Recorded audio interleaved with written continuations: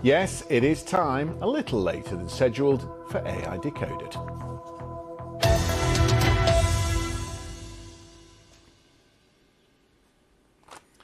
Facial recognition is hard for two reasons. Teaching a computer to process a human face is difficult enough.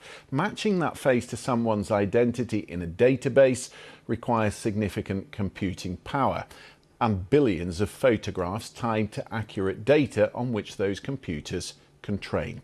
The technology has been around since the early 1970s in its most primitive form, but so unreliable was it that other biometrics, fingerprinting, retinal scanning came to market quicker.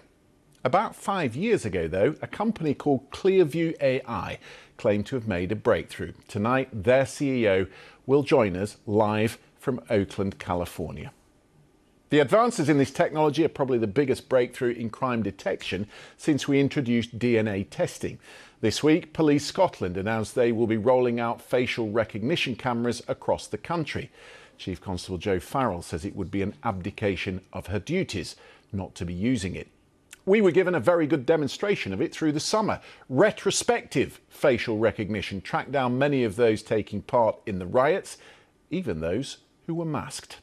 But is it becoming too intrusive? The software that identifies our faces is now being developed for authentication. We use it on our phones instead of a code. British Telecom are currently trialling that same technology to improve cybersecurity so that only authorised workers have access to critical systems and data. There is a lot to consider, and with me in the studio, as ever, the font of all AI knowledge, Priya Lakhani, CEO at Century Tech. She's come back from New York this morning, so bear with her. I'm going to put you on the spot nonetheless. Nonetheless, give us a quick explainer of how this technology works. Okay, so firstly what we want to do is, let's say we want to spot you in an image, and then, you know, God forbid, but we want to match that to a wanted list, Christian. So got an image of Christian here on the camera. In the background, you'll have him, let's say, in the studio, and there's lots of noise in that studio. There's tables, there's monitors. First, we want to do what we call classification. We want to detect the fact that we've got a face, right? We've got a face here. So the way that we do that is we use deep learning models to be able to classify the image and find the face, right? The way that they traditionally do that is they would look at lots of images, they would tag lots of faces in those images, they say these are faces, these are not faces, and then you would build up AI deep models, like deep training models, and you would train them to learn where the faces are, and they would look at those feature sets of a face. There are some models that use what we call unsupervised learning, but most are supervised training models where you've had that sort of tagging and labeling, right? The model then learns what the specific features are of the face, let's say the texture, the edges of what a face looks like. So you've got a model that potentially can spot in that very big studio over there all of the faces. We then take your face specifically and we create, and if we can play a clip, actually a boundary box, right, a bounding box around your face. So I've got a clip to show our viewers. This is Friends, right? And you can see this sort of, oh, it was very short then, but you saw these sort of boxes around the face, right? So you create these bounding boxes around the face. And then essentially the model knows that it has a face, but we want to detect now whether that's, you know, your face and does that match something in a database. Can we do that again? Yeah. So we normalise the image. So let's say you've got an image of a face. There's the box. Yeah, there's the box. Yeah. Then you normalise the image. So you want to take away lots of variables that could essentially create inaccuracies. So maybe the lighting, you might want to turn all the images into grayscale. You might want to look at the alignment of the face. And once you've done that, right, and this is where it's interesting, in those images you saw there was sorts of lots of spots. The deep learning models will extract what it thinks are the key features of the face. Once it extracts those key features of Christian's face, and this is where it's really interesting, and I love this, is we turn it all into maths, right? We vectorise that data. So what you end up with, Christian, as Christian Fraser right now, and what you're used to seeing in an image, actually is a string of numbers. It's just a string of numbers. Every image of you that's taken on cameras out there that are modelling that face and using this sort of AI, it will have a slightly different string of numbers because your position might be different, your expression might be different, but they'll be very, very similar because it is your face. So it's a mathematical representation of your face. Then, this is where it gets really interesting, is let's say you have a wanted list. You've got a database of faces that you're looking for. Those faces have been through a similar process where they have been encoded into numbers. and then it's a matching exercise. Right? Is there a similarity between the string of numbers that represent the face on the wanted list? And so that's where the computing power comes in and where the chips come in, because as the chips improve, those calculations are done that much quicker. And do you remember very quickly, because I know I really want to get Juan on, because he is the expert in this area, but do you remember when we did an entire episode on semiconductors? And we talked about how there are two big processes that happen. You've got all the training data initially. So you've got all the training data, for example, all the faces and the images. Then we have what we call as doing inference in AI. That's when you run the model. You have the compute power. So that's what you're talking about there. You're then running the model against essentially that facial recognition to be able to find the face. Okay. I mean, it's extremely impressive what Clearview do. Before we talk to Juan, let me show you the video, the promo video that Clearview puts out, and you'll understand what I mean.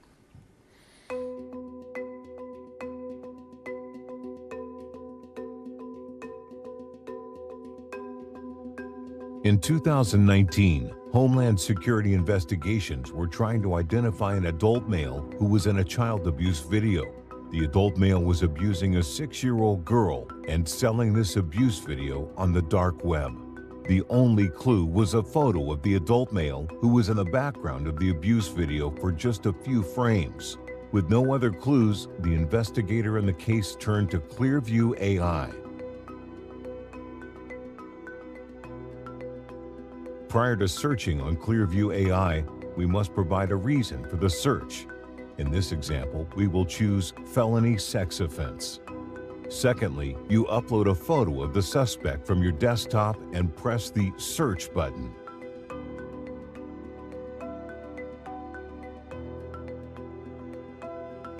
As you can see, 25 results now match the uploaded photo, whereas in 2019, during Homeland Security's investigation, only one result came back from Clearview AI. This is the photo. As you can see, the suspect is in the background of the photo. Press the locate button on the top left to zoom into the photo, or use the compare button to see them side by side.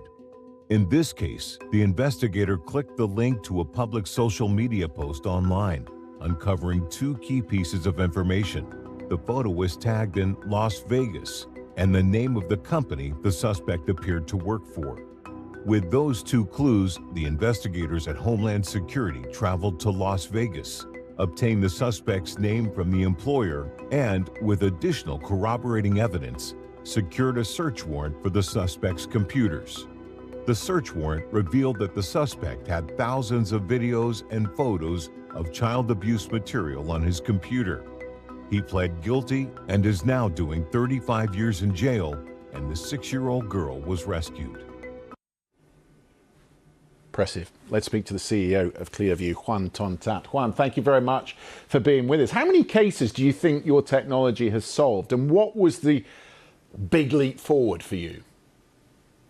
Christian and Priya, thanks so much for having me on. It's great to be here, and appreciate your interest in Clearview AI.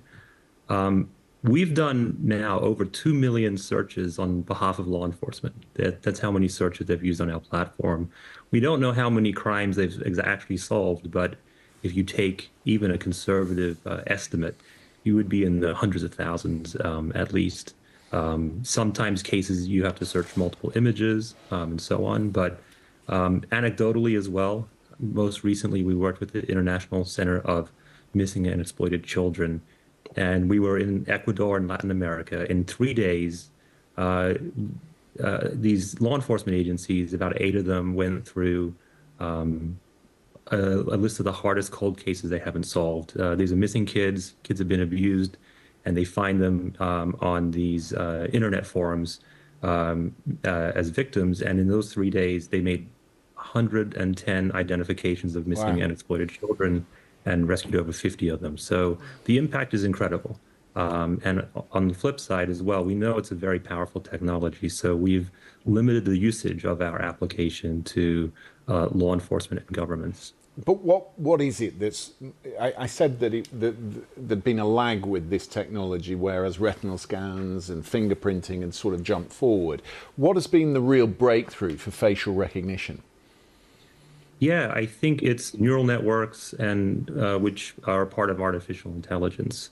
So previous algorithms for facial recognitions would try and look at the distance between the eyes, or the eyes and the eyebrows, or the nose and the eyes, and things like that. But that doesn't work very well if you have an image from a different angle, say a security camera. So with neural networks, you're able to train, as Priya said, it's called supervised learning, on a lot of different examples of photos to improve accuracy. So the way we trained our algorithm was to get a lot of publicly available images. Say you have 100 photos of George Clooney, and you have 100 photos of Brad Pitt. The algorithm will learn that the black and white photo of Brad Pitt with the sunglasses on is the same one of him from 20 years ago with different hair and so on. So the algorithm learns what stays the same in a face. And so the more data you have, the more accurate it gets. And there's been some great researchers out there, thanks to machine learning and all this data that the research community has done a really good job in improving it. And we've built upon a lot of those innovations. And what we were able to do was bring a lot of data to train our algorithm. And so now when you look at all the top facial recognition algorithms, not just Clearview, there are others as well. There's a National Institute of Standards and Technology in the US that ranks hundreds of these algorithms. We can pick a photo out of a lineup of 12 million images at a 99.85% accuracy rate. So, and that's across all demographics. So the technology has now become much more accurate than the human eye. And the innovation really is artificial intelligence and the amount of data that's out there that you can use to train these algorithms. Juan, what I'm really interested in is something that you just said, because I thought that prior tests showed that there was a significant statistical difference in the performance of the model when it came to certain demographics. Yes, so NIST ranks demographics as well. But if you look at the top performing algorithms, the differentials are very, very small. And you're looking at over 99% accuracy across all the demographics you do test. But if you looked, 4 or 5 years ago, that's when a lot of these algorithms did have issues with accuracy, especially on certain demographics. But today, a lot of the top algorithms are very accurate, regardless of demographics. But there's also things like angles, right? So you could get partial faces. faces. I mean, we talked about Yes. people with masks who were identified through the summer here during the riots. But you could have, I don't know, like a third of your face, someone in a balaclava with eyebrows. You might still pick up an image. Yes, we were surprised too. We build the software. I'm a software engineer by background. And when COVID-19 happened, we had a lot of issues identifying people with masks on. So what we did is we added photos with masks to our training data. About 3% of the photos, we photoshopped masks onto them.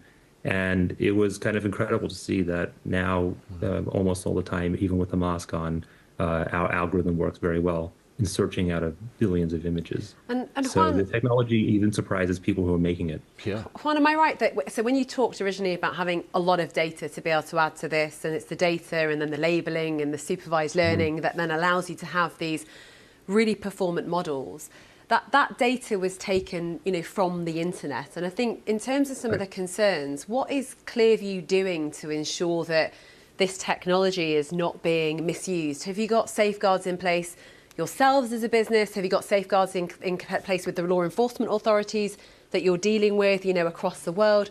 We want to hear a little bit more about that, given where this data has come from, where the inputs have come from, and then how those potential outputs may be used. Yeah, so we have a wide variety of ways to make sure that this technology is used for the best and highest purpose, which is solving crime, but also not misused by law enforcement and other users. So first of all is we do restrict this to government and law enforcement agencies, and we have a vetting process ourselves before we onboard any customer. We look at their human rights background, and all those kind of things. Yeah, I was going to ask you about that because I was thinking of the Skripals who were poisoned in Salisbury, and of course the Russian government would be looking for them, and I was wondering whether they would have access. But you have a vetting process for that. Yes, so we, for example, won't sell to Russia, China, Iran, any one that's adverse to the U.S. and U.S. allies. And in fact, we do sell this to the Ukrainians. They use it very effectively since the beginning of the war. So there's been over 2,000 war crimes now where they have been solved, or the suspects have been identified because of Clearview that wouldn't have been identified otherwise. And it's also been, yeah. Yeah, sorry to interrupt. How safe is this database, though? Because one of the, through our series, one of the things we've been talking about is that sort of cat and mouse of AI accessing AI. Are you concerned at all, given this immense amount of data that you've gathered, that it is safe from the bad actors who would want access to it? Yeah, it's a great question. So, I mean, we vet every customer, we talk to them, we find out and try and verify who they are, of course, before we onboard them. Secondly, we make sure that there's an administrator in charge of the facial recognition program in any particular agency. So any law enforcement officer using it, before they do a search, as you saw in the demo, they have to put in a case number and a crime type. And that allows the administrators to audit on a regular basis which officers are using the technology and what reasons. So that is another safeguard that really helps these agencies make sure it's used for the right purpose. And they can take action as appropriate if there's any kind of misuse of the technology. And I think that's another control we think is an innovation we've had that sets us apart. And finally, we give training to all the people who use Clearview to make sure they know how to not just take the search results and go with it, but verify the information that comes back from Clearview. We don't allow the search results to be used as the only source of evidence. These are leads, and these investigators do follow-up research to verify the identity. So with those things, that's how we've been able to really get the best out of the technology and minimize a lot of the downsides. Just very quickly, humans do have to review the results of that. Absolutely. So one thing we've done in our software is we don't actually show the person using it if we think it's 98 or 99%. That's actually not shown in our software for that reason. So that way they, follow up research. Yeah. Juan, it's amazing to talk to you. Thank you very much for coming on the program. Thanks so much for having me. Juan Tontap there from Clearview. If that's making you feel a little Orwellian, coming up after the break, we'll get the other side of the debate. How do we protect our freedoms? We'll speak to Big Brother Watch, the British campaign group who's pushing back against the advances in state surveillance.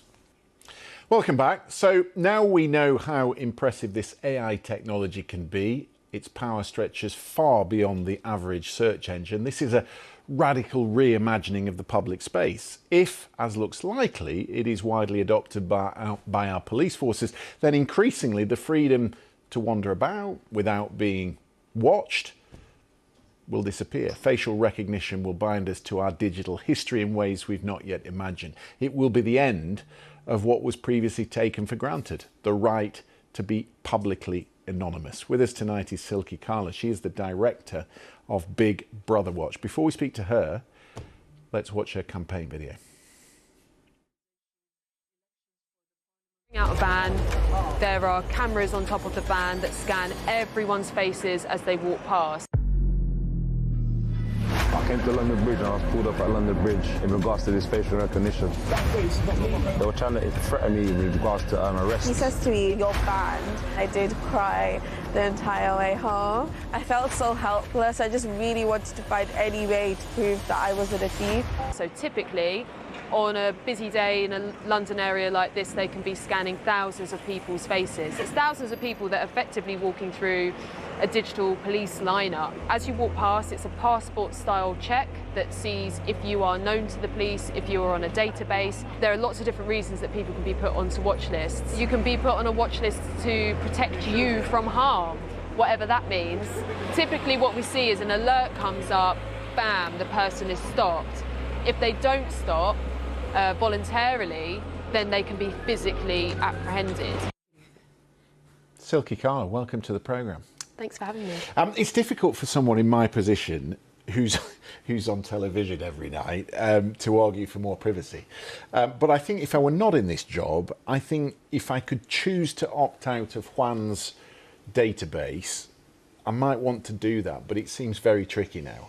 Yeah, the extraordinary thing is that in British law and in European law, you have the right to protect your own data, including your photographs. And of course, what he's doing with Clearview AI is actually, it's not just stealing billions of photographs from the internet that people haven't consented to. There's about 30 billion in his database alone. But it's also extracting biometric data from them. That's information as sensitive as what's on your passport. And then these companies are making that very sensitive data available to the highest bidder. So it's really just a question of what does the buyer want to do with it. You say it's stealing. Is it stealing or scraping? There's a difference. Well, they're two words for the same thing, because it's because you have rights over your data, and we fought for a long time to have the right to privacy is a protected right. It's a fundamental human right, and we are the thing about facial recognition, especially when you've got companies either taking it from people on the street as they walk around through CCTV or scraping it from the internet, is that it actually reverses the presumption But in of reality, innocence. the consent happens in stages. So we give the images to Instagram, to TikTok. We assume, I don't know. Do we assume they would be used for other purposes? I don't know. But at the same time, we enjoy using Google Photos, which then puts all our photos into certain order and identifies people for us.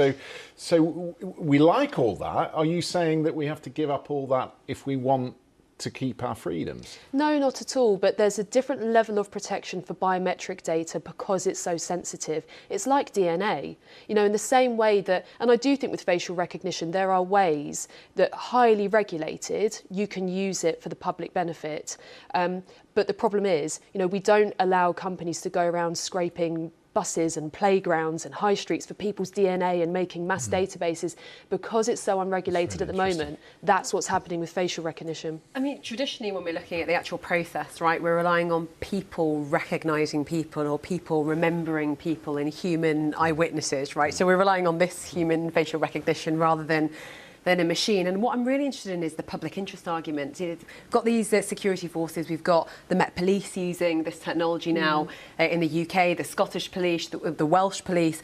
And I think it was Big Brother Watch, a quote from you where he said police are failing to turn up to even 40% of violent shoplifting incidences, right? The Met Police started the year 1,000 officers short. They're going to probably end the year 1,400 officers short. I don't want those officers trawling through faces, right? Trying to make those matches. To do it for them. It's a tool, it's a technology. I can understand the point about the consent of the data and the input of the data, but how do we achieve that balance where there is still a job to be done here, right? So I know crime is reduced by 8%, but sexual assault has actually rocketed upwards. How do we use the technology to benefit us while being able to mitigate against potential risks and harms that are caused by the breach of our potential breach of privacy, I should say. We have to have regulation. We have to have laws around this. It's completely unlike, we've got laws on fingerprints, we've got laws on DNA, we've got laws on CCTV. Facial recognition is just a kind of vacuum at the moment. So it's a kind of wild west for companies to go in and build these databases of billions of photos. And also, I have to say, for the police. And let me give an example. I've been watching the police use this for 7 years now. I'll give you an example of what it actually looks like on the street. I go to a high crime area like Croydon where police are using live facial recognition. Masses of resource, officers standing around a van looking at iPads. I walked past a robbery on my way to watch the police using facial recognition. And of course, then they are getting it wrong as well. And that's where we step in as Big Brother Watch, because there are injustices, people wrongly stopped, questioned, harassed by police because they've been misidentified. There's one other issue which we've not talked about, and this is that third story I had in the introduction, where British Telecom is saying we can use this for our own security. Is there a danger that actually we're being snooped on by our employer? Absolutely. We've just released a report on this actually called Bossware, and increasingly, whether it's on construction sites, the gig economy, people are being basically told that they have to give over DNA fingerprint style data. Sometimes it is literally fingerprints and increasingly facial recognition just to get their pay packet at the end of the month. And we really have to be careful about what that data is used for. Do they have controls over it? Do they have a choice? Because it even happens in schools now that kids are giving facial recognition to get their school lunch. Yeah.